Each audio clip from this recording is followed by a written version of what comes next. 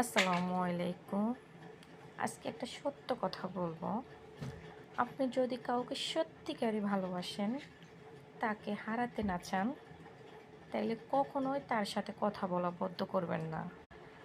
আপনার সাথে তার সাথে যতই ভেজাল হোক না কেন, আপনি কখনো তার সাথে কথা বলা বন্ধ করবেন না। প্রয়োজনে তাকে গালি দিবেন, বকা দিবেন, ঝগড়া করবেন। তারপরও কথা বলা বন্ধ করা যাবে না। যদি আপনি একবার তার সাথে কথা বলা বন্ধ করে দেন, প্রথম তার কষ্ট হবে, পরে কিন্তু আপনার সাথে কথা না বলাটা তার সয়ে যাবে। তখন কিন্তু সে কথা না বলেও থাকতে পারবে। এইভাবে আপনাদের মাঝে দূরত্ব সৃষ্টি হবে। কথা না বলে থাকা, এটা ভালোবাসা বাড়ে না। কথা না বলে থাকতে থাকতে ভালোবাসাটা কমে যায়। অতএব যাকে ভালোবাসবেন তার সাথে কথা বলা কখনোই বন্ধ করা যাবে না।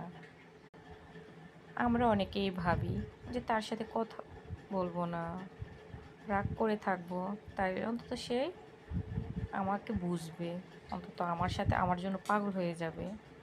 আসলে সেটা ঠিক না। তার সাথে কথা না বললে সে বরঞ্চ আমাকে ধীরে ধীরে ভুলেই যাবে।